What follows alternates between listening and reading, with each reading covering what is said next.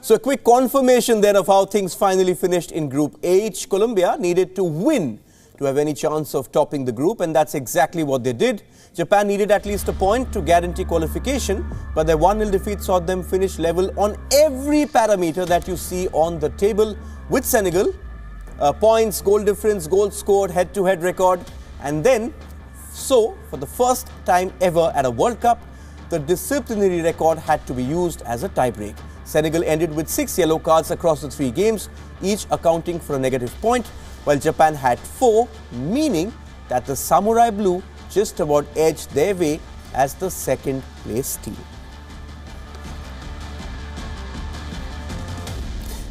You know, Matt, at the beginning, I said at the 3:30 p.m. show that, we may need calculators. We may need calculators one final time. In the end, we didn't even need calculators. It went down to something else.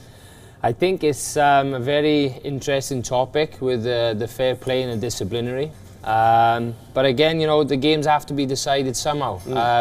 And you would take it instead of a toss of a coin.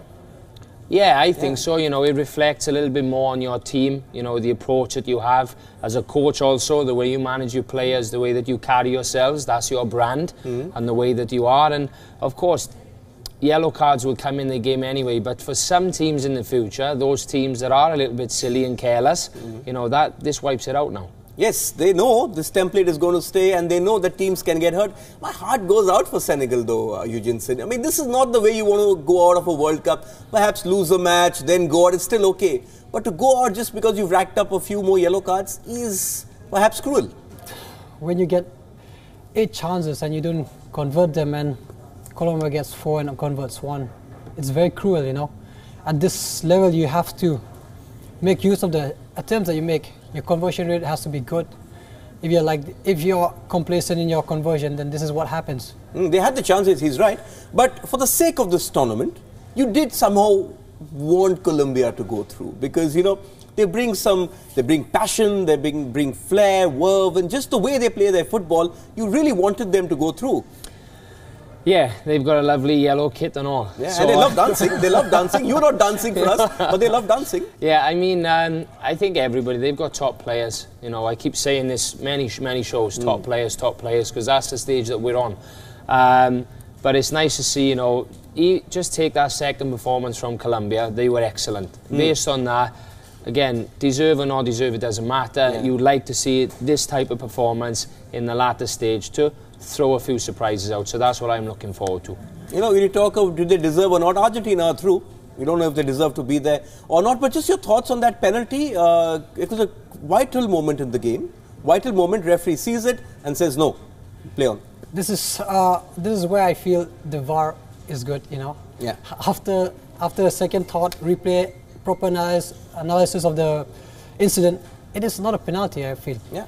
So if it wasn't for the VAR, Colombia would have been out. Okay, talking about the other game now, Japan versus Poland. Poland getting a face-saving win. But let's talk about Japan, because they are flying the flag for Asia. 3 of us got to be very happy. You work in Asia, so you joining us.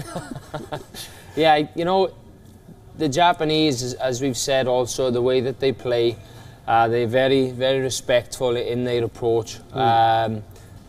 Maybe 1 or 2 would argue with their approach towards the last 10 or 15 minutes of today's game. But, again, good players. Eugene mentioned earlier on this afternoon, 15 of the squad are playing in Europe. Yeah. Credit to them. They also conceded the most number of fouls per team. I mean, even the fouls on them were pretty low. Yeah. Well, I mean, they are terrifically balanced players. Always, many of them are ambidextrous, can play both-footed because of the system that they've come through, and Japan's Das Reboot, so to speak, to use the German term for it. So it's nice to see them that from the perspective of the federation and the way that they do things properly, that it's showing in the senior team on the world stage. Just getting back to Colombia, one thing I loved about Colombia was the team spirit. They've never got bogged down in that sense, Eugenesson. First game, red card right at the beginning, but they've managed to take the fight to Japan. Even in this game, lost James Rodriguez, but still, they never backed off. They kept going, knowing that perhaps their quality will ensure they get that one goal which gets them the win. They always look like a team that had the team spirit, you know. Even the previous World Cup, you'd see when they celebrate, they're so joyous, so happy whenever they're on the pitch.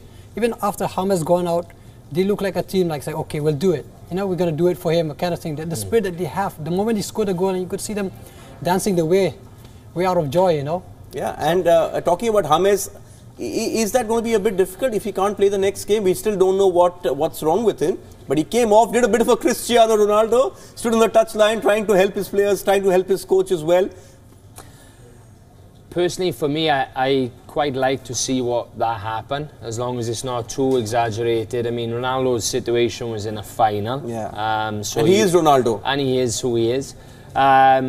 Initially, seeing James walk off, I thought he was going to throw a hissy fit at the coach. It looked like there was some tough communication between them. Not so responsive when the coach tapped him on the shoulder, so I thought, oh, that doesn't look too good. But obviously coming back out and helping his team, you know, he's brushed it off. He's disappointed to have that niggle again, and he's not 100% sure. But also a decision by Peckham, and if he's not doing what he's needed to do, how many other coaches would have made that? You know, maybe he couldn't continue, but he took him off. 30 minutes is not easy. You know, you have to be strong-minded as a coach also to do that. Because I'm sure James would have wanted to keep playing at least at half-time. Yeah, but listen, if it's the World Cup, so much is at stake, you can't take chances, knowing that there is a crucial match coming up next. So Colombia go through, Japan go through. Will England and Belgium, who we're going to talk about now, will they be feeling, okay, this could get tough, or you think that they'll take it? I think they'll take whatever comes. I think the both teams are going to go for a win. You want a mentality to be, you know, you want a winning mentality. I don't think they'll settle for a draw and look which team gets. I think they want to win and get a momentum right so that it doesn't haunt them in the later stage of the tournament. Okay, no second chances at a World Cup anymore. We have the round of 16, and those two results confirm all the final teams for the first knockout rounds.